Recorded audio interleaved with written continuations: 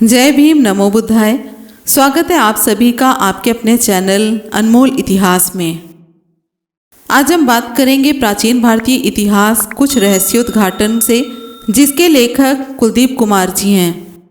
आज हम बात करेंगे 7वें अध्याय कौटिल्य, केवल काल्पनिक पात्र का नाम। पिछले वीडियो में हमने सुना कि कुछ ऐसे मुखौटे भी इतिहास की दीवारों पर टंगे हुए मिल जाते हैं जो कि मात्र मुखौटे हैं। उन जैसे आदमी तो असल जिंदगी में कभी हुए ही नहीं, बस उनके मुखौटों से ही सारा इतिहास भर दिया गया। कौटिल्य और विष्णुगुप्त या चाणक्य एक ऐसा ही मुखौटा है। दावा किया जाता है कि उस ब्राह्मण ने आवारा घूमते हुए चंद्रगुप्त नामक शूद्र लड़के को अपने कंधों पर धरा और अकेले ही तत्कालीन दुनिया के महानतम शक्तिशाली राजा धननंद को धूल चटाकर उस बालक को भारत की राजगद्दी सौंप दी। धननंद उस सम्राट का नाम है जिनके आने की खबर सुनकर सिकंदर और उनके गिरोह भारत भूमि से दुम दबाकर भाग लिया था। सम्राट संदरकोत्स उन्हीं के परिवार में से थे। कहानी बनाई गई है कि यह कौटिल्य या फिर विष्णुगुप्त या फिर चाणक्य इतना महान या इतना शक्तिशाली था कि उसने खाली हाथों से उस राजा को हरा दिया, जिसका नाम सुनकर ही सिकंदर और उसकी सेना भारत की सीमा लांघकर अंदर आने की हिम्मत नहीं जुटा पाई थी। इतना ही नहीं, वह ब्राह्मण इतना बलवान था कि उसने राजा को भरे दरबार में भी चैलेंज किया कि उसका सर्वनाश कर देगा, और वह राजा या उसका कोई सैनिक उसे छूने की हिम्मत नहीं कर पाया। यहाँ पर आप मुखौटे का कमाल देखिए। कुछ भी कल्पना करो, मुखौटे से सब कुछ करवा लो। चलिए इतिहास की बात करते हैं। इंडिका में सर्वप्रथम जिस तथ्य ने हमारा ध्यान आकर्षित किया है वह यह है कि इस पूरे ग्रंथ में कहीं भी किसी प्रकार कौटिल्य, विष्णुगुप्त या चाणक्य का उल्लेख नहीं है। कहीं भी ऐसी घटना का उल्लेख नहीं है जहां संदरकोत्स का सिंहासन हासिल करने में किसी भी बाहरी व्यक्ति की मदद लेनी पड़ी हो, और न ही कहीं ऐसा उल्लेख है कि उन्हें अपना शासन चलाने में किसी कौटिल्य, विष्णुगुप्त या फिर चाणक्य नामक प्रधानमंत्री अथवा मंत्री की सहायता ली हो। कहीं भी कौटिल्य के नाम पर रचित अर्थशास्त्र नामक ग्रंथ का उल्लेख नहीं है। उनके किसी नियम का पालन का उल्लेख नहीं है। अन्य पौराणिक अर्थात काल्पनिक किस्से कहानियों की तरह कौटिल्य या विष्णुगुप्त अथवा चाणक्य भी मुद्रा राक्षस नामक नाटक का एक पात्र मात्र है, जिसे उसकी जाति के इतिहासकारों ने सम्राट संदरकोत्स के सिर पर बैठाने की धृष्टता की है। ऐसा भूलवश या किसी गलती के कारण नहीं हुआ है, बल्कि यह सब सोची समझी रणनीति के तहत किया गया कार्य है। ऐसी रणनीति को साम दाम दंड भेद की नीति कहा जाता है। इस नीति के अंतर्गत वह हर महान व्यक्ति को ब्राह्मण अथवा ब्राह्मण पूजक सिद्ध करने की कोशिश करते हैं। सबसे पहला उदाहरण है एकलव्य।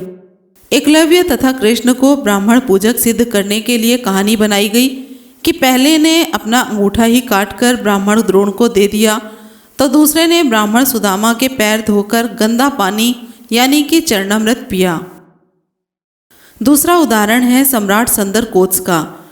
सम्राट संदरकोत्स के 7 सदियों बाद मुद्रा राक्षस नामक नाटक लिखकर यह कहानी प्रचारित की कि वह तो गलियों में आवारा घूमने वाले बालक थे, मगर ब्राह्मण कौटिल्य ने उनको भारत का राजा बना दिया। यानी कि कौटिल्य नहीं होता तो संदरकोत्स भी भारत का राजा नहीं बन पाते। जबकि सच्चाई ये है कि संदरकोत्स का नंद वंश से खून का रिश्ता था तथा वह अकेले अपने दम पर सिकंदर से मिलने गए थे। जब सिकंदर ने उनकी बात की कद्र नहीं की तो उन्होंने स्थानीय राजा रजवाड़ों को एकत्रित किया और यवनों को यहाँ से मारकर भगाया तथा भारत की राजसत्ता पर काबिज हुए। तीसरा उदाहरण है भगवान बुद्ध। भगवान बुद्ध के बाद विश्व की सर्वोत्तम ज्ञानी संत सतगुरु कबीर हुए। उनको ब्राह्मण सिद्ध करने के लिए उन्हें ब्राह्मण विधवा स्त्री की नाजायज संतान होने की कहानी प्रचारित की गई। चौथा उदाहरण है गुरु रैदास। गुरु रैदास को इस जन्म में ना सही पिछले जन्म में ब्राह्मण होने की कहानी बनाई गई। उनकी शिष्या मीरा को ब्राह्मण पूजक कृष्ण की भक्त बताया गया।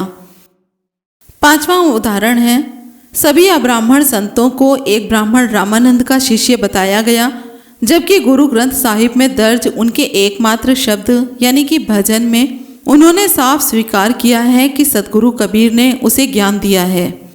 छठा उदाहरण है आर्यभट्ट, विष्णु, श्रमण जैसे विद्वान लेखकों का नाम बदलकर उन्हें ब्राह्मण बताने की कोशिश की गई है। जहाँ तक सम्राट संदरकोत्स के दरबार में किसी कौटिल्य, विष्णुगुप्त या चाणक्य नामक किसी प्राणी के अस्तित्व में होने का प्रश्न है, तत्कालीन इतिहास संबंधी तथा अर्थशास्त्र में लिखी सामग्री स्वयं इस बात का प्रमाण है कि कौटिल्य या विष्णुगुप्त या फिर चाणक्य नामक किसी भी प्राणी का कभी अस्तित्व नहीं रहा। वह तो अन्य महाकाव्यों, नाटकों तथा किस्से कहानियों की काल्पनिक पात्रों की तरह एक नाटकबाज की कल्पना मात्र है। जैसे महाकाव्यों के पात्र ब्राह्मण पूजक निर्मित किए गए हैं, वैसे ही मुद्रा राक्षस में कौटिल्य, विष्णुगुप्त या फिर चाणक्य नामक ब्राह्मण प्राणी की कल्पना की गई है, जो राह चलते मवाली बालक को भी सम्राट बना देता है। कौटिल्य या विष्णुगुप्त या फिर चाणक्य नामक प्राणी काल्पनिक है, ऐसा मानने के निम्नलिखित कारण हैं। पहला कारण है मैगस्थनी सम्राट संदरकोत्स के सत्ताहीन होने के समय भारत आए तथा राजधानी पालीबुत में ठहरे। उन्होंने सम्राट के सिकंदर को मिलने तथा उसके बाद सत्ता हासिल करने का विवरण दिया है और ब्राह्मणों के भारत आगमन का विवरण दिया है, मगर कहीं भी कौटिल्य का जिक्र तक नहीं किया। अगर कौटिल्य, विष्णुगुप्त या फिर चाणक्य नामक किसी प्राणी का उनके सत्ता हासिल करने में योगदान होता, जैसा कि भारतीय विद्वान दावा करते हैं, तो वह अवश्य उस घटना का उल्लेख करते। दूसरा कारण है मैगस्थनीज के अनुसार भारत के सभी कायदे कानून अलिखित हैं, यहाँ तक कि कर्ज और उसके ब्याज का लेन देन की जुबानी होता था। इसके विपरीत तथाकथित कौटिल्य का अर्थशास्त्र कानून की लिखित और विस्तृत पुस्तक है। इसमें बच्चे पैदा करने से लेकर अस्थि विसर्जन तक के कायदे कानून दर्ज हैं। अगर उस समय कौटिल्य और उसका अर्थशास्त्र मौजूद होते तो कोई तो तत्कालीन लेखक इस बात का जिक्र करता। तीसरा कारण है इतना ही नहीं, अर्थशास्त्र का कोई भी ऐसा नियम नहीं जो मौर्य शासन काल में लागू हुआ हो। उदाहरण के तौर पर कौटिल्य के अर्थशास्त्र का आदेश है कि राजा का यह शासकीय कर्तव्य है कि वह रूप, यौवन तथा गायन वादन में संपन्न हर स्त्री को वैश्यावृत्ति के काम में लगाए, चाहे वह स्त्री वैश्या कुल से संबंध रखती हो अथवा ना रखती हो। उसे 1000 पण यानी कि उस समय की करेंसी प्रतिमाह तनख्वाह दे तथा उनकी कमाई का आधा हिस्सा टैक्स के तौर पर वसूल करे। किसी भी स्त्री को इससे छूट नहीं दी जा सकती थी। अतः अगर कौटिल्य सम्राट संदरकोत्स का प्रधानमंत्री होता तो उस समय हर स्त्री वैश्या होती, वह चाहे किसी भी कुल की हो, किसी भी वर्ण या जाति की हो। आज हर भारतीय की रगों में वैश्या का खून दौड़ रहा होता। कौटिल्य अर्थशास्त्र को भारतीय समाज और भारतीय शासन व्यवस्था ने कितना अपनाया, उसके लिए हम आर्यों के धार्मिक पुराणों के उदाहरण ले सकते हैं। अप्सरा अर्थात वैश्या पुराणों में सम्मान का पात्र हैं, देवों द्वारा पूजनीय हैं। भारतीय समाज पुराणों की कहानियों को सुनता जरूर है, लेकिन कोई भी कभी नहीं चाहता कि उसकी बेटी अप्सरा बने अथवा अप्सराओं की तरह कहीं नग्न होकर सबके सामने नाच गान करे। कोई भी भारतीय सहन नहीं करेगा कि उसकी बेटी को कोई देव, कोई ऋषि की तपस्या भंग करने के लिए प्रयोग करे। बिल्कुल यही हालत कौटिल्य अर्थशास्त्र की है। हर इतिहासकार इसे महान पुस्तक बताने की गीदड़ हुकनी में शामिल है, लेकिन कोई भी नहीं चाहेगा कि अर्थशास्त्र में बताए नियमों के अनुसार भारतीय राजा या शासनाध्यक्ष उसकी माँ, बहन, बेटी, पत्नी को वैश्यावृत्ति के धंधे में लगा दे। लेकिन इसके विपरीत मैगस्थनी सहित सभी लेखकों ने कहा है कि भारतीय नारी चरित्र के मामले में बहुत शुद्धता रखती है। किसी भी लेखक ने प्राच्य भूमि यानी कि सिंध से लेकर बंगाल तक का तथा हिमालय से लेकर हैदराबाद तक में कहीं भी वैश्यावृत्ति तथा चरित्रहीन स्त्रियों के होने का उल्लेख नहीं किया है। हाँ, बलि देने वाले क्षेत्र यानी कि आर्यावर्त में रहने वाले कुछ कबीले ऐसे बताए हैं जहाँ पति अपनी पत्नियों से वैश्यावृत्ति करवाते हैं। अगर पति मना करे तो ही पत्नी चरित्रवान रहती है। यहाँ एक बात और भी ध्यान देने योग्य है कि सम्राट अशोक ने बुद्ध धर्म में दीक्षा लेने के बाद समाज में व्याप्त अनेक बुराइयों पर पाबंदी लगाई। भगवान बुद्ध के आदेशानुसार उन्होंने पशुवध बंद करवाया। अगर उनके शासनकाल में कौटिल्य व्यवस्था यानी कि वैश्यावृत्ति लागू होती तो बौद्ध बनने के बाद वह गणिका का उद्धार जरूर करते। उनका कोई ना कोई शिलालेख तो अवश्य होता जिसमें गणिका उद्धार की बात कही गई होती। चौथा कारण है, कौटिल्य इसी अध्याय में आगे लिखता है कि अगर कोई वैश्या राजा के बताए व्यक्ति के पास जाने से इनकार करे तो राजा उसको 1000 कोड़े लगवाए या 5000 पर्ण जुर्माना करे, यानी कि उससे 5 महीने तक मुफ्त में वैश्यावृत्ति करवाए। कौटिल्य अर्थशास्त्र के इस श्लोक में राजा के बताए व्यक्ति का अर्थ क्या है? क्या ऐसा संभव है कि वर्तमान के भारत, पाकिस्तान, बांग्लादेश तथा अफगानिस्तान जितने विशाल देश का शासनाध्यक्ष किसी वैश्या को उसका ग्राहक बता पाए? हम समझते हैं कि किसी भी राजा के पास ऐसे बेहुदा कामों के लिए समय होता ही नहीं। भारत देश के राजा का मंत्री ऐसी कल्पना कर ही नहीं सकता। भारत की आज़ादी से पहले 565 राजा रजवाड़े थे, अर्थात हर छोटे बड़े शहर का एक राजा होता था। क्या ऐसे राजा और उनके मंत्री ऐसे कामों के लिए समय निकाल सकते थे? अतः कौटिल्य अर्थशास्त्र का यह श्लोक इस बात का स्वयं सिद्ध प्रमाण है कि कौटिल्य जैसा लेखक भारत जैसे विशाल देश का मंत्री नहीं हो सकता था। गांव में अब भी ऐसे बुजुर्ग मिल जाते हैं जो राजा महाराजाओं की ऐसी कहानियां सुनाते हैं जिसमें महारानी महल का आंगन लिपती है, कुएं से पानी भरकर लाती है या राजा के कपड़े धोने के लिए घाट पर जाती है। ऐसी कहानियां बनाने वाले महल या राज परिवार की असलियत से परिचित नहीं होते। उन्हें लगता है कि जैसे उनकी औरतें घर का काम करती हैं वैसे ही महारानी भी करती होगी। यह अर्थशास्त्र भी ऐसे ही किसी गंवार कौटिल्य की कृति है। पांचवा कारण है, मैगस्थनीज ने लिखा है कि भारत में 7 प्रकार के लोग अथवा जातियां पाई जाती हैं। दार्शनिक उनमें से एक हैं जिनमें ब्राह्मण और समण शामिल थे। ब्राह्मण का काम होता था यज्ञ, बलि, तर्पण आदि कर्मकांड करना। कुछ सन्यासी भी होते थे जिनका काम होता था मौसम, फल आदि के बारे में भविष्यवाणी करना। इनको भी ब्राह्मण ही कहा जाता था। जिस ब्राह्मण की भविष्यवाणी 3 बार झूठी हो जाती थी उसे जीवन भर चुप रहने की सजा मिलती थी।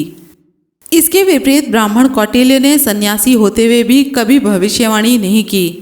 उसे प्रधानमंत्री ही नहीं बल्कि किंग मेकर यानी कि राजा निर्माता बताया जाता है। यह एक विलक्षण अपवाद है। हैरानी इस बात की है कि मैगस्थनीज ने इस एकमात्र अपवाद का जिक्र तक नहीं किया, जबकि उन्होंने हर उस छोटी बड़ी बात का उल्लेख किया है जिसने उनको हैरान किया। उन्होंने हाथी, बंदर आदि की विलक्षण बातें लिखी। फिर कौटिल्य ही उनसे क्यों छूटा? इसका एक ही कारण है कि उस समय कौटिल्य नाम का कोई प्राणी होता ही नहीं था। छठा कारण है कि किस्सा बनाया गया है कि राजा धनानंद बहुत जालिम थे और कौटिल्य ने उनके दरबार में ही अपनी चोटी खोलकर प्रतिज्ञा की कि उनका सर्वनाश करने तक वह अपनी चोटी नहीं बांधेगा।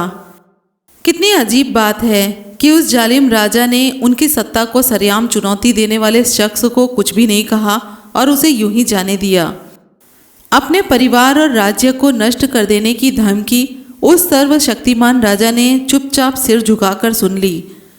आज भारत, अमेरिका, इंग्लैंड आदि लोकतांत्रिक देश हैं। यहाँ का शासनाध्यक्ष जनता का सेवक कहा जाता है। वह किसी भी व्यक्ति को स्वयं सजा नहीं दे सकता। अगर कोई उसे जूता भी फेंक कर मारे तो भी वह स्वयं उसको सजा नहीं दे सकता।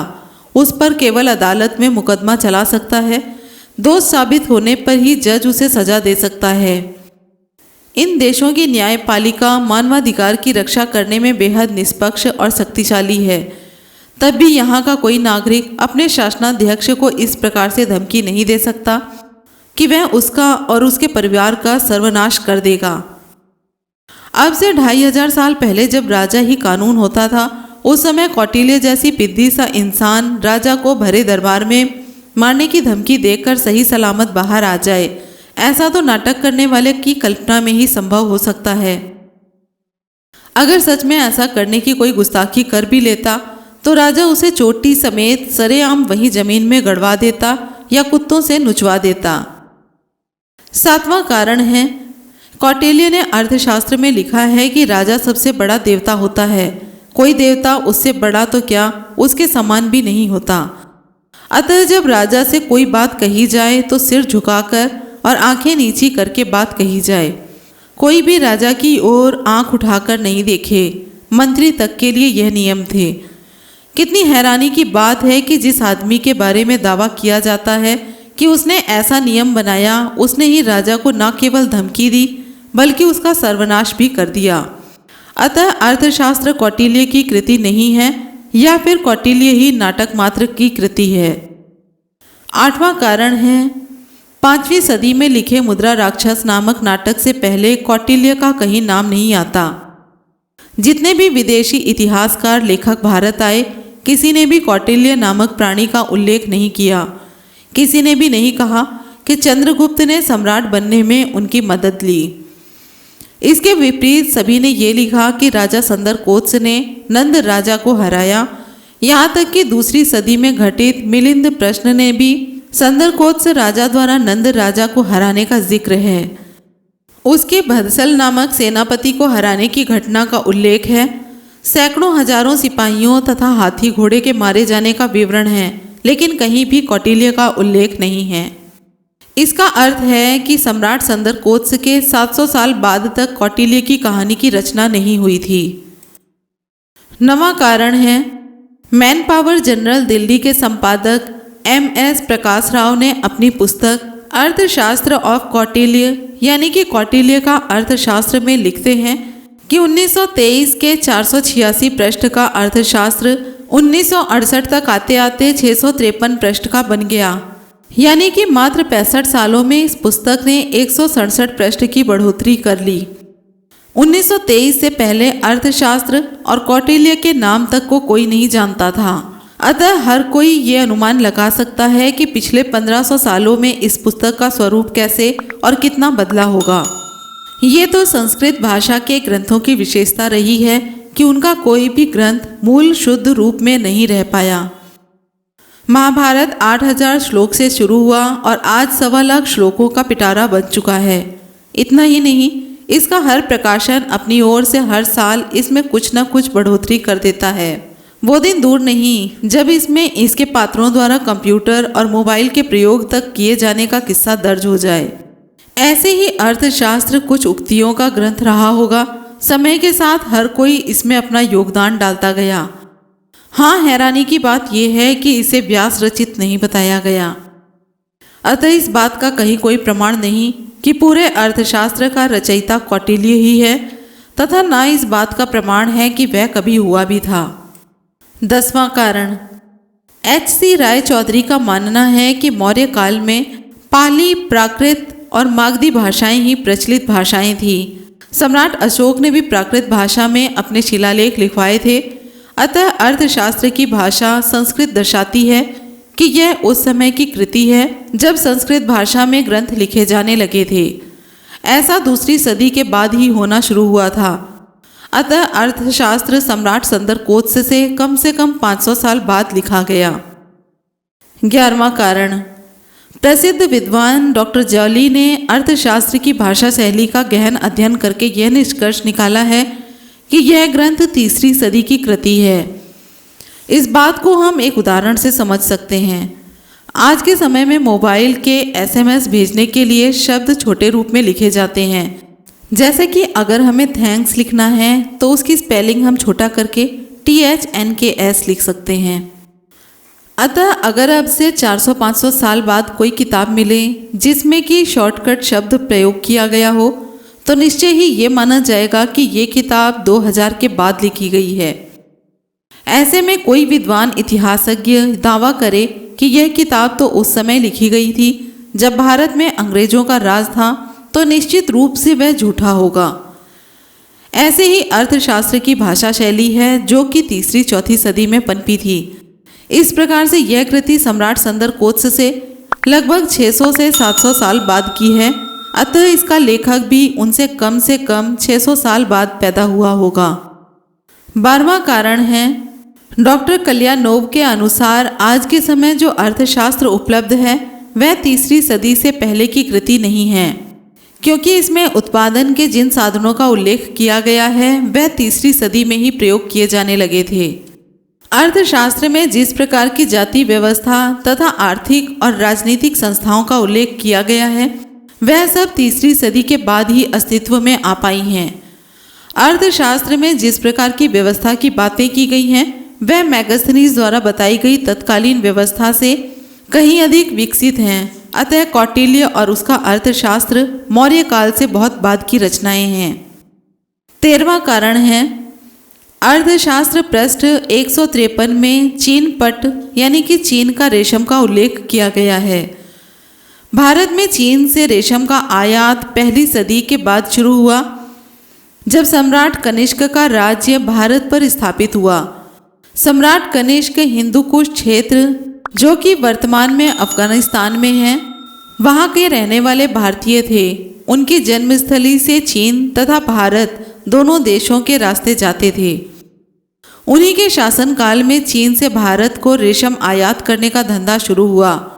चीन से उनकी जन्मस्थली होते हुए रेशम बनारस तथा पालीभूत तक आता था। अतः इस मार्ग को रेशमी मार्ग कहा जाने लगा। इसी मार्ग पर बामियान में भगवान बुद्ध की एकल पत्थर की विशालतम मूर्ति बनाई गई, जिसे कुछ साल पहले बेअक्ल तालिबानों ने ध्वस्त कर दिया। भंते ह्वेनसांग और भंते फाहियान इसी मार्ग से भारत आए थे। 100 ईसा पूर्व में रेशम मार्ग अस्तित्व में आया, जब चीन के हुआन वंश का राज्य स्थापित हुआ। हुआन वंशी राजाओं ने रेशम को चीन का राष्ट्रीय व्यापार बना दिया। इसके साथ ही चीन का रेशम दुनिया भर के देशों में बेचा जाने लगा। मौर्य काल में रेशम मार्ग का अस्तित्व ही नहीं था, अथवा इस मार्ग का इतना अधिक प्रचलन नहीं था कि इस पर दोनों देशों के बीच व्यापार हो सके। अर्थशास्त्र में जिस सहजता और संदर्भ में चीनी रेशम का उल्लेख हुआ है, उससे लगता है कि भारत में चीन से रेशम ऐसे ही आता था जैसे आजकल वहाँ से मोबाइल व बिजली का सामान आता है। लेकिन सन 2005 तक चीन से कोई वस्तु नहीं आती थी।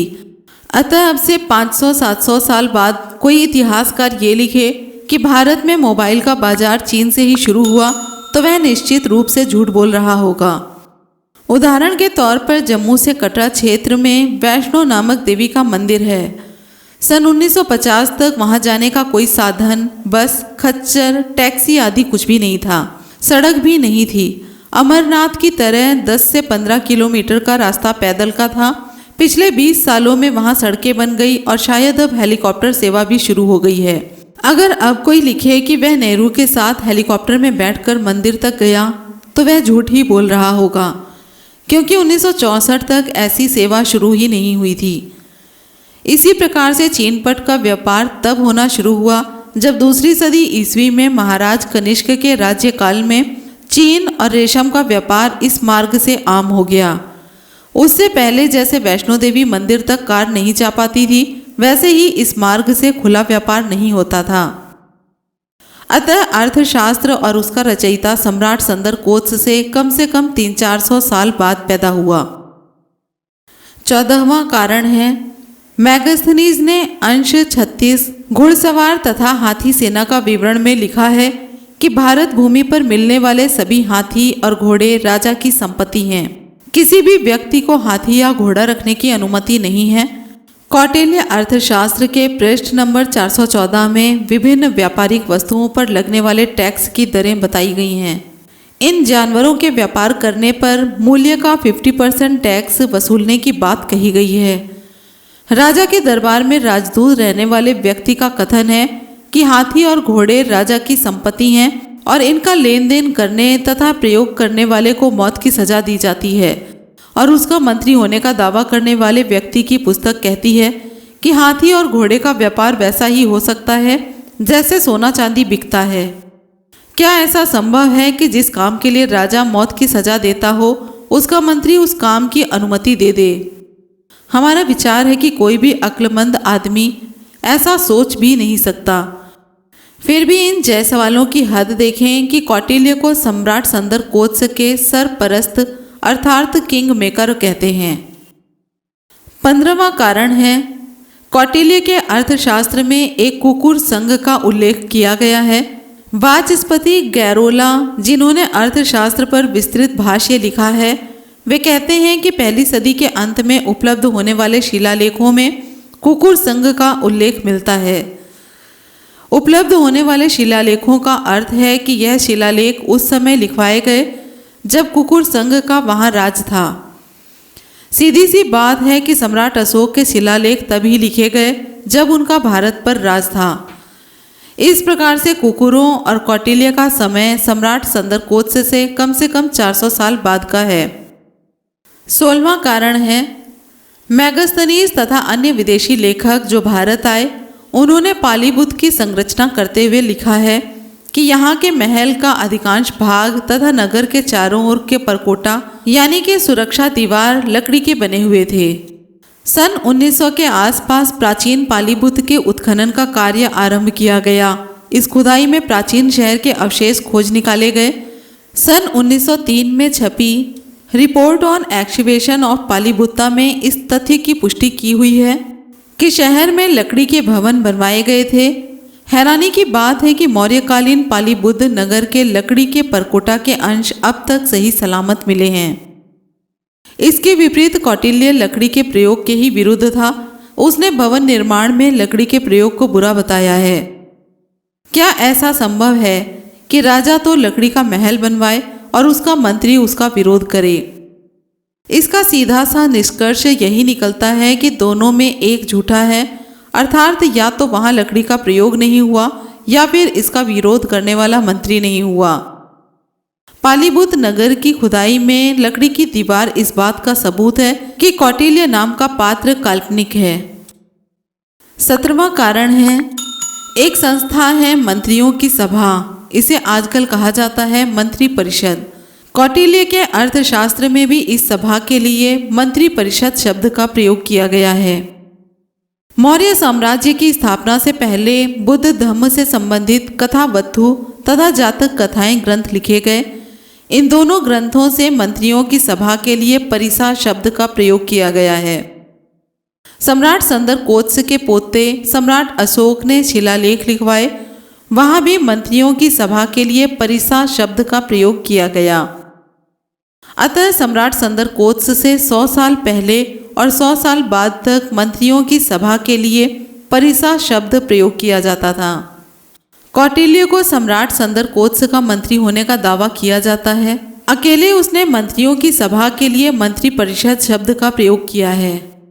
सीधी सी बात है कि अगर कौटिल्य सम्राट संदरकोत्स के समय हुआ होता तो वह भी परिसा शब्द का प्रयोग करता और उस समय परिसा के स्थान पर मंत्री परिषद शब्द का प्रचलन शुरू हो गया होता।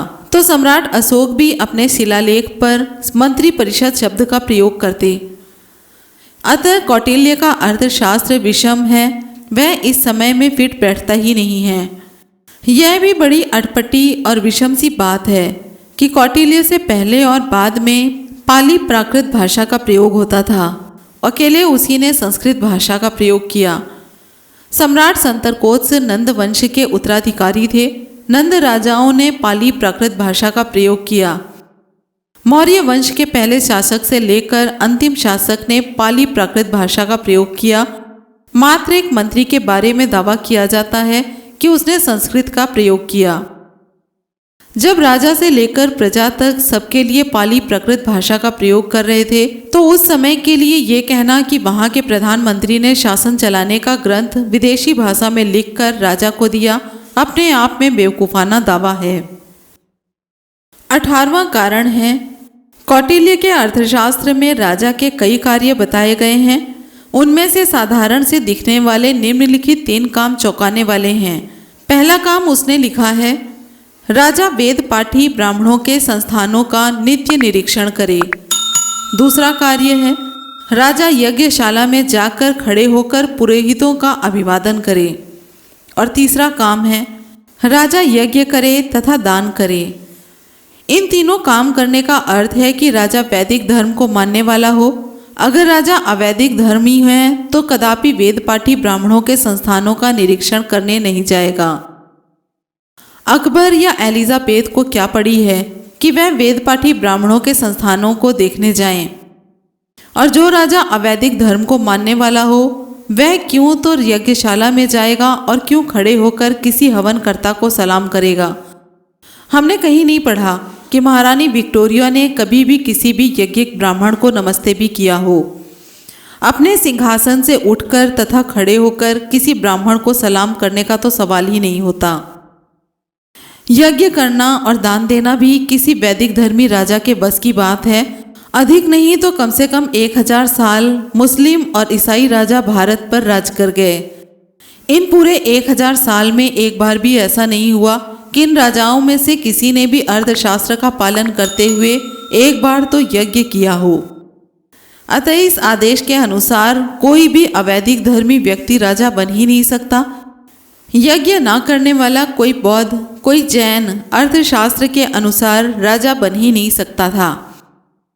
जबकि यह माना जाता था कि सम्राट संदरकोच शुरू से ही जैन धर्म की ओर आसक्त थे तथा जीवन के अंतिम पड़ाव में उन्होंने जैन धर्म अपना लिया था।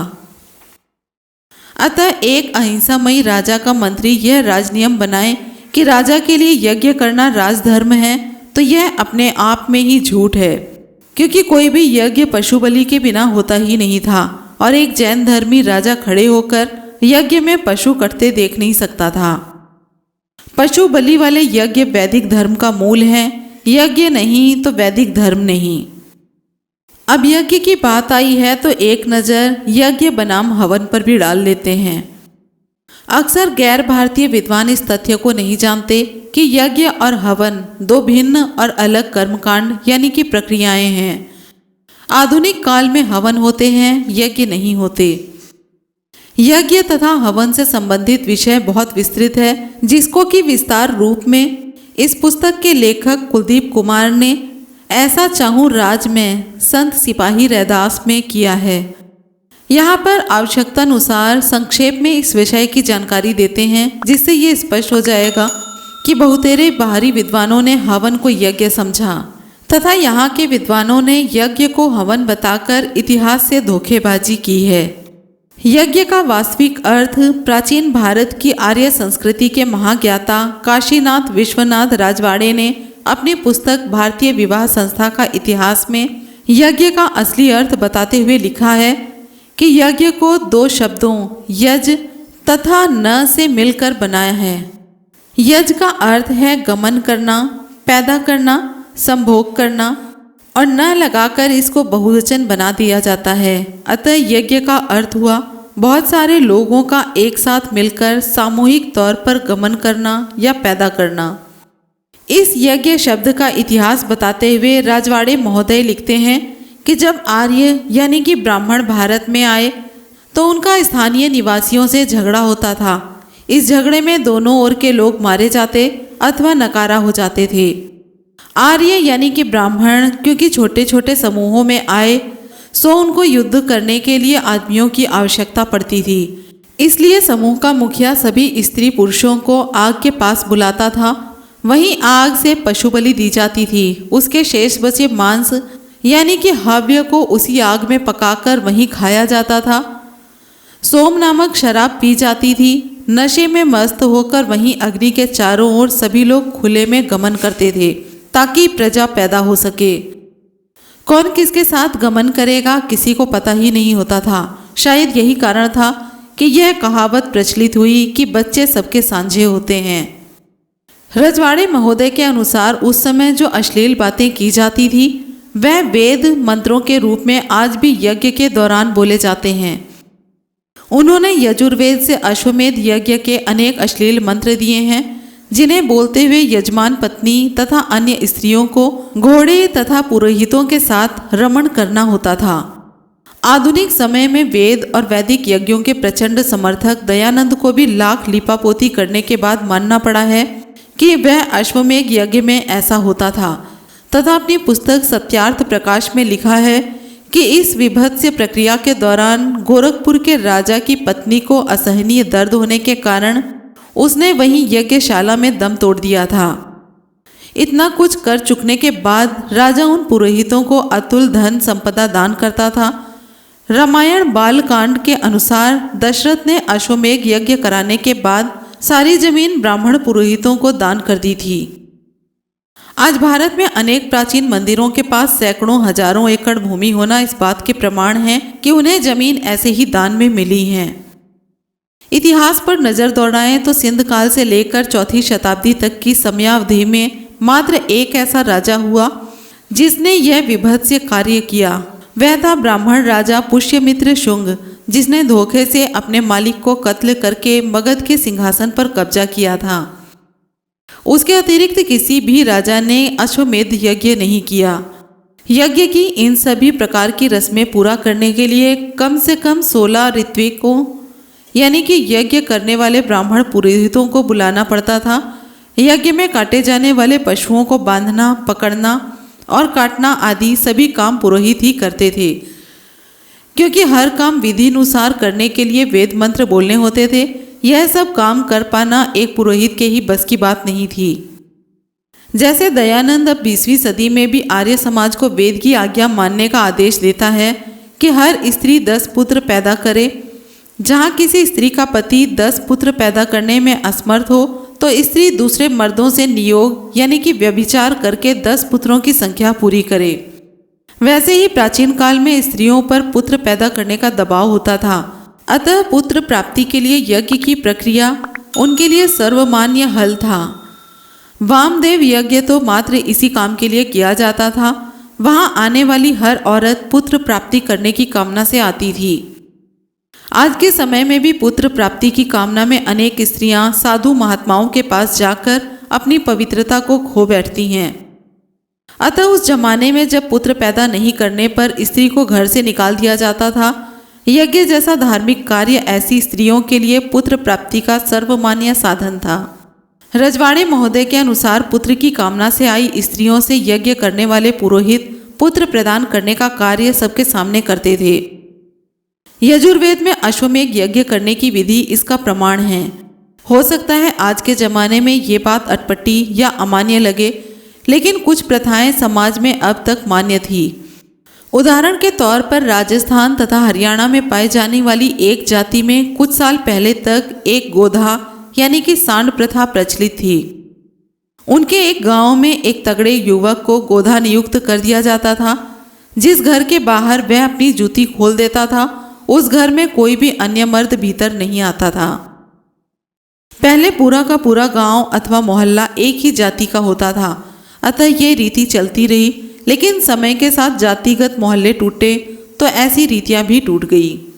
अब चाहे यह प्रथा बंद हो गई हो, लेकिन अब भी लोग इसे उपमा के रूप में प्रयोग करते हैं। इन क्षेत्रों में अब भी अगर कोई रिश्तेदार या जान पहचान वाला जूते पर ठिठक जाए तो लोग कह उठते हैं, दरवाजे पर गोधा की जूती नहीं है, भीतर चले आओ।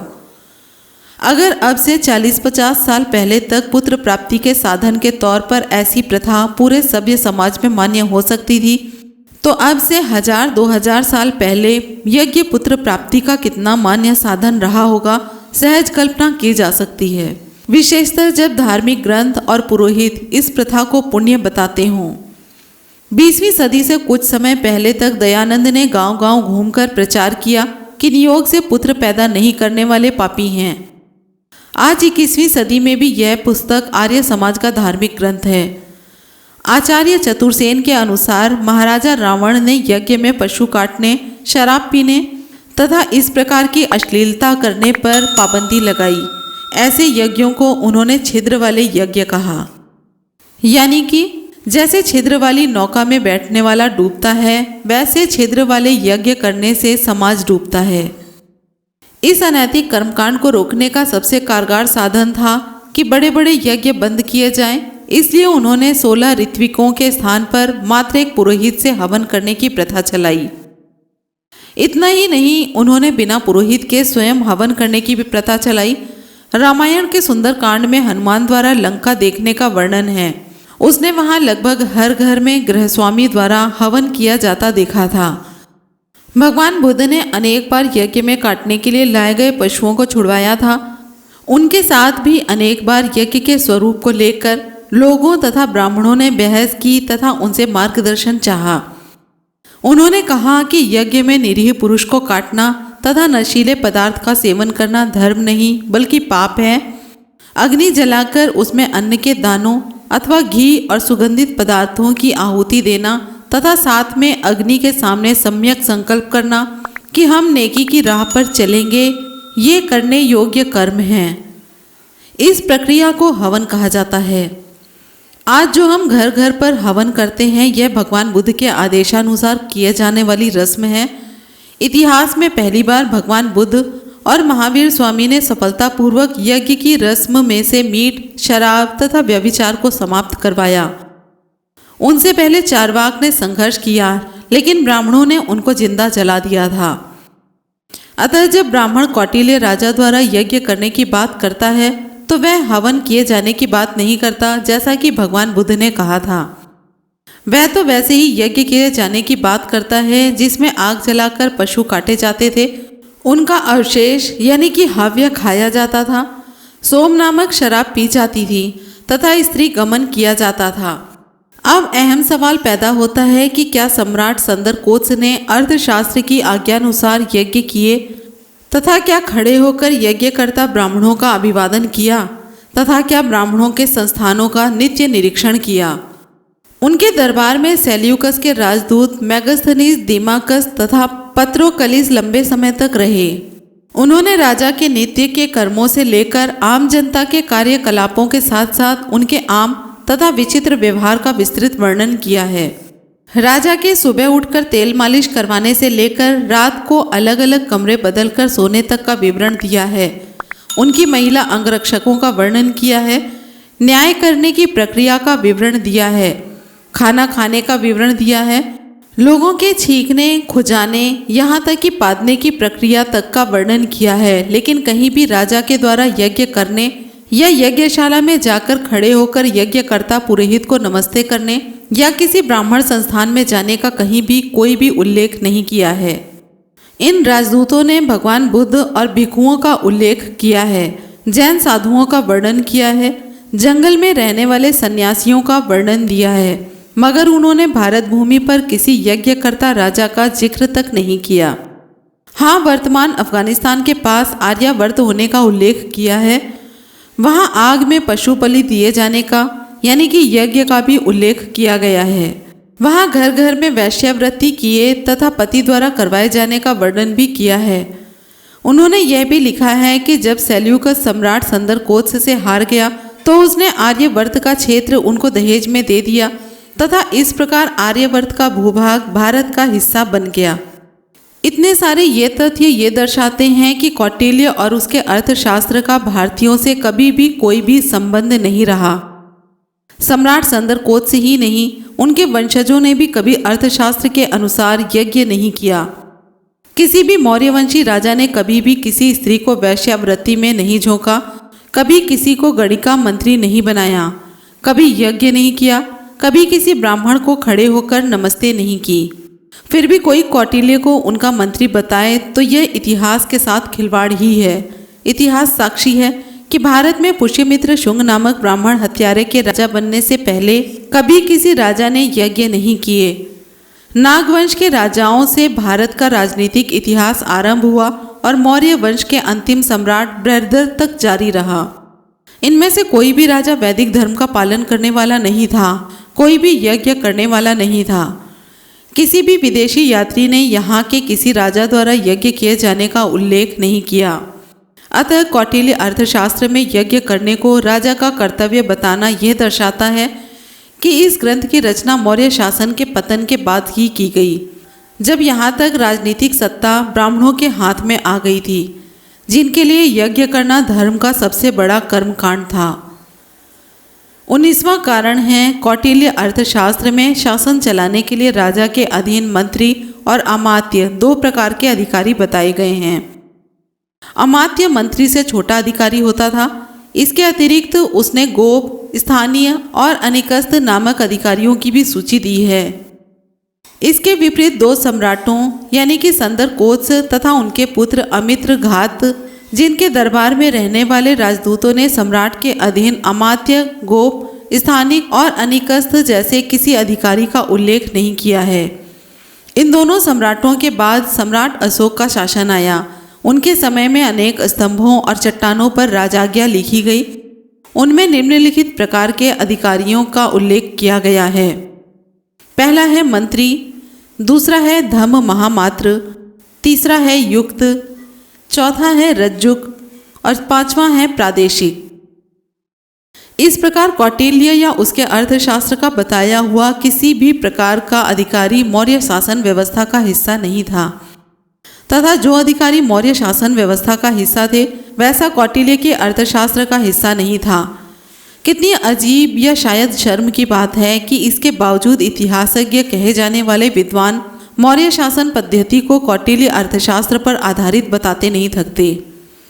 20वां कारण है कौटिल्य अर्थशास्त्र प्रकरण 7 से 8 अध्याय नंबर 3 में लिखा है कि वर्षा के बाद गंगा और इंद्र की पूजा की जाए तथा गंगा में अस्थि विसर्जन किया जाए।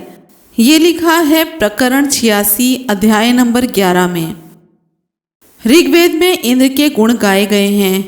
उसमें दारू और मीट खिलाने के कई श्लोक भी हैं, लेकिन गंगा दरिया की स्तुति करने का कोई जिक्र नहीं है। मैगस्थनीज ने गंगा सहित लगभग हर दरिया में यात्रा करने का विवरण दिया है। उन्होंने साफ लिखा है कि व्यास दरिया को पवित्र माना जाता है, लेकिन उन्होंने कहीं भी गंगा दरिया को पवित्र मानने या उसकी पूजा किए जाने का उल्लेख नहीं किया है। कहीं भी किसी भी दरिया के किनारे किसी तीर्थ स्थान होने का उल्लेख नहीं किया है। कहीं भी गंगा में अस्थि विसर्जन किए जाने का उल्लेख नहीं किया है। 3री सदी में आए चीनी बौद्ध यात्री पाहियान ने भी ऐसा कहीं घटित होता नहीं देखा, लेकिन 6ठी सदी में आए चीनी बौद्ध यात्री ह्वेनसांग ने गंगा पूजा का उल्लेख किया है। अतः उनके भारत आगमन अर्थात मौर्य शासन समाप्त होने से कम 500 साल बाद लिखी गई। अब बात करेंगे 21वें कारण के बारे में। कौटिल्य के अर्थशास्त्र में 2 बातें और लिखी गई हैं जो इसे मौर्य काल के बाद की रचना सिद्ध करती हैं। पहली बात यह है कि इसमें कहा गया है कि ब्राह्मण को मृत्युदंड नहीं दिया जा सकता, जो कि प्रकरण 83 अध्याय 8 में लिखी है। दूसरी बात उसने वर्ण संकर जातियों की उत्पत्ति के बारे में लिखी है। पहली बात है कि ब्राह्मण को मृत्युदंड नहीं। सम्राट अशोक के शिलालेख इस बात का सबूत है कि बुद्ध धर्म को अपनाने के बाद उन्होंने अपने राज्य में मृत्युदंड समाप्त नहीं किया था, लेकिन उन्होंने ये नियम जरूर बनाए थे कि जो व्यक्ति सुधरने लायक है उसे मृत्युदंड नहीं दिया जाना चाहिए। इस पूरे लेख में उन्होंने कहीं भी ब्राह्मण को मृत्युदंड से छूट दिए जाने की बात नहीं की है। उनके राज्य में ब्राह्मण को भी वैसे ही मृत्युदंड दिया जाता था जैसे अन्य अपराधियों को दिया जाता था। ब्राह्मण को मृत्युदंड से अभयदान तब मिला जब उनके सरगना ने मौर्य शासन से गद्दारी की। सत्ता पर काबिज होकर ब्राह्मण पुष्यमित्र शुंग ने ऐसे नियम बनाए। उस जैसे हत्यारों को मृत्युदंड से बचाने के लिए ही मनुस्मृति में यह प्रावधान बनाया गया था। कौटिल्य ने उस नियम को अपनी पुस्तक में केवल दोहराया है। 22वां कारण और दूसरी बात, वर्ण संकर संतान। अर्थशास्त्र में दी गई वर्ण व्यवस्था भी इस बात का प्रमाण है कि यह पुस्तक मौर्य शासन की स्थापना के कम से कम 400 साल बाद निर्मित की गई है। ऋग्वेद में 5 वर्ण बताए गए हैं, शूद्र, क्षत्रिय, ब्राह्मण, वैश्य और निषाद। इसी वेद के 10वें मंडल में किसी पुरुष की बलि देने पर उसके विभिन्न अंगों से पहले 4 वर्ण के लोग पैदा होने का उल्लेख है। वेद में किसी भी वर्ण को छोटा या बड़ा नहीं बताया गया है। वर्ण में 2 भिन्न वर्णों के आपसी मेल से पैदा हुई संतान के वर्ण या जाति का कोई उल्लेख नहीं है। मनुस्मृति में इस विषय पर विस्तृत चर्चा की गई है तथा वर्ण संकर संतान को बुरा बताया गया है। ऐसे ही 4ठी सदी में रची गई गीता में भी वर्ण संकर संतान को धर्मनाशक बताया गया है। कौटिल्य अर्थशास्त्र प्रकरण 63 और अध्याय 7 में वर्ण संकर संतानों का विवरण दिया गया है। किन 2 वर्णों से कौन सी जाति का बच्चा पैदा होगा, अर्थशास्त्र में लगभग मनुस्मृति की नकल की गई लगती है। अर्थशास्त्र का रचयिता भी मनुस्मृति की भांति पिता द्वारा अपनी ही पुत्री से स्वयं के लिए पुत्र यानी कि कानीन पैदा करने को वैध करार देता है। मनु और कौटिल्य दोनों ही ऐसे पुत्र को अपने वीर्य पिता की संपत्ति का वारिस मानते हैं। कौटिल्य मनु से 1 कदम और आगे जाता है तथा भाइयों को भी अपनी बहन से अपने पुत्र पैदा करने की अनुमति देता है। यह इनके प्रकरण 63 अध्याय 7 में लिखा है। अतः तर्क की कसौटी पर तौलें तो कौटिल्य का बनाया गया नियम मनु के बाद की रचना है, क्योंकि कौटिल्य ने मनु के नियम में बढ़ोतरी की है। अगर भाई द्वारा अपनी बहन से पुत्र पैदा करने का रिवाज या नियम मनु से पहले का होता तो मनु उस पर अपने विचार अवश्य देता, क्योंकि उसने तत्कालीन व्यवस्था में मौजूद हर नियम पर टिप्पणी की है तथा उसे मान्य अथवा अमान्य करार दिया है। मौर्य शासन काल में जो विदेशी राजपूत भारत आए, उन्होंने काम या पेशे के आधार पर भारतीयों के 7 वर्ग बताए हैं। इनमें से किसी ने भी जन्म के आधार पर वर्ण तय करने की बात नहीं की है। यह बात भी ध्यान रखने योग्य है कि वेद में जो वर्ण संबंधी सूक्त हैं, उनके विषय में सभी विद्वान मानते हैं कि यह पहल 2री सदी के आसपास वेद में घुसेड़े गए हैं। बुद्ध काल अथवा मौर्य काल तक यह सूक्त वेद में शामिल नहीं थे। उदाहरण के तौर पर वह संस्कृत बोलने वाले आर्य अर्ध जंगली कबीले थे। गांवों में आवारा घूमते रहते थे। उन्हें पता ही नहीं था कि ईंट क्या होती है। जब वे लोग सिंधु साम्राज्य के नगरों तक पहुँचे तो वहाँ ईंट से बने घरों को उन्होंने पत्थर से बने घर समझा। सदियों तक ऐसे ही चलता रहा। उनके पुराणों में जितने भी किस्से लिखे गए, सभी में असुर और राक्षस आदि पत्थर के किलों के वासी बताए गए। क्योंकि संस्कृत किसी अन्य भारतीय को पढ़ने नहीं दी गई थी, इसलिए उनका ज्ञान ऐसे ही अक्षुण्ण बना रहा। 2 सदियों पहले जब उन्होंने अंग्रेज आकाओं को संस्कृत पढ़ाना शुरू किया तो उन्हें ईंट के लिए कोई शब्द नहीं मिला। अतः 19वीं सदी में बनी DAV संस्था के विद्वानों ने पहली बार ईंट के लिए इष्टिका शब्द गढ़ा। लेकिन पाली प्राकृत भाषा में शुरू से ही ईंट के लिए ईटा का प्रयोग होता रहा है। अतः अगर कोई व्यक्ति वेद का श्लोक बताए कि वहाँ पर इष्टिका शब्द आया है, तो निश्चित रूप से यह कहा जाएगा कि वह श्लोक बाद में 19वीं सदी में घुसेड़ा गया था। अतः अर्थशास्त्र में जिस प्रकार से वर्ण तथा वर्ण संकर संतान का विवरण दिया गया है, वह सिद्ध करता है कि इस पुस्तक की रचना तब हुई जब विभिन्न वर्णों में ऊंच नीच की दीवार पक्की हो गई थी। ये दीवार कैसे बनी, इसका इतिहास संक्षेप में है। बौद्ध साहित्य में अनेक बार ब्राह्मणों द्वारा स्वयं को शाक्यों से उच्चतर होने के दावे का उल्लेख हुआ है तथा हर बार उन्हें भगवान बुद्ध से बहस करके ये मानना पड़ा कि शाक्य ब्राह्मणों से निम्नतर नहीं है बल्कि उच्चतर ही हैं। ध्यान रहे कि भगवान बुद्ध ने कभी भी स्वयं को क्षत्रिय नहीं कहा।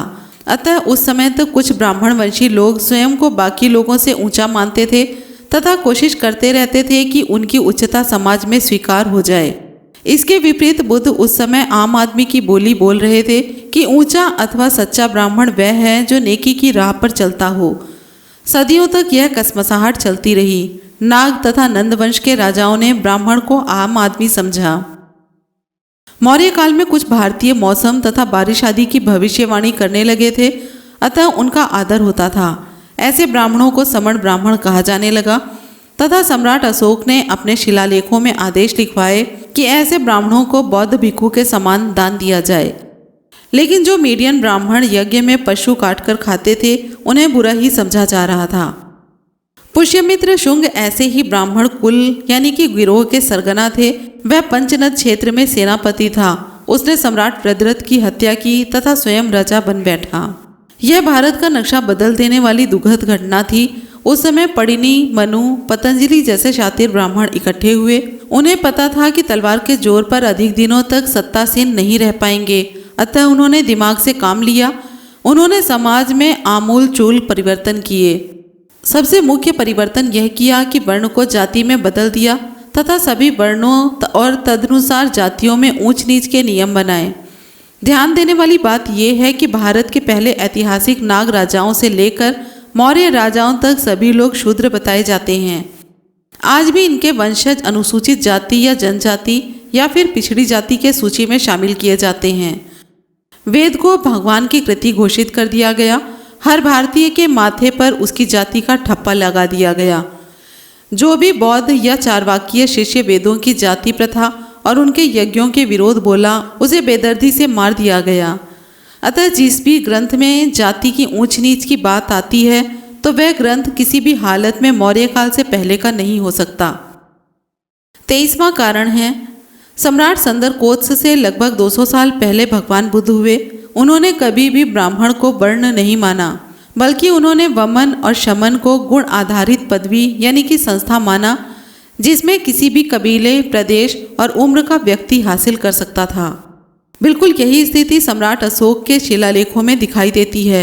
वहाँ जाति आधारित ब्राह्मण के यज्ञ पर पाबंदी लगाई गई है, लेकिन श्रमण ब्राह्मण तथा दास को दान देने की बात कही गई है। यह शिलालेख सम्राट संदरकोत्स से लगभग एक सदी बाद लिखे गए, यानी बुद्ध काल से लेकर अशोक काल तक के समाज में वर्ण व्यवस्था एक समान थी। इसमें परिवर्तन मौर्य काल के बाद आया। अर्थशास्त्र में न केवल पक्की वर्ण व्यवस्था का आदेश है, बल्कि उनमें वर्ण संकर जातियों का भी उल्लेख है, जो वर्ण व्यवस्था बनने के वर्षों बाद ही बन पाई थी। 24वां कारण है, कौटिल्य नामक पात्र का निर्माता अपने नाटक मुद्रा राक्षस में सम्राट संदरकोत्स द्वारा भारत विजय के लिए हाथियों के प्रयोग किए जाने का उल्लेख नहीं करता है, जबकि हाथी सेना ही उनकी सबसे बड़ी ताकत थी। यह तथ्य सिद्ध करता है कि नाटककारों ने आधी कच्ची पक्की सुनी सुनाई बातों के आधार पर नाटक रच दिया। इस काल्पनिक नाटक का इतिहास की सच्चाइयों से कोई संबंध नहीं है। उदाहरण के तौर पर वेद पुराण और महाभारत आदि को इतिहास के लिए विश्वसनीय सामग्री नहीं माना जाता। इसका कारण है कि सैकड़ों सालों के अंतराल में लिखे जाने के बावजूद इन सब पुस्तकों का लेखक एक ही व्यक्ति व्यास बताया जाता है, तथा इन पुस्तकों की विषय वस्तु सत्य की कसौटी पर खरी नहीं उतरती। ऐसे ही मुद्रा राक्षस की बहुतेरी विषय वस्तु सत्य की कसौटी पर खरी नहीं उतरती। हमें सचमुच अफसोस होता है कि इतिहास के अधिकतर लेखकों ने अपनी जाति लाभ के लिए काल्पनिक नाटक को सत्य बनाकर पेश किया तथा बदनीयती से इतिहास को तोड़ मरोड़ कर पेश किया। केवल अपनी जाति को उच्चतर सिद्ध करने के चक्कर में उन्होंने एक काल्पनिक पात्र को अखंड भारत के प्रथम सम्राट के सिर पर लाद दिया। तो ये था 7वां अध्याय, प्राचीन भारतीय इतिहास, कुछ रहस्योद्घाटन, जिसके लेखक हैं कुलदीप कुमार जी। वीडियो के बारे में अपनी राय कमेंट बॉक्स में ज़रूर दें। वीडियो पसंद आई हो तो लाइक कमेंट शेयर करें और चैनल को सब्सक्राइब करें। मिलते हैं अगले वीडियो में। जय भीम, नमो बुद्धाय, जय संविधान।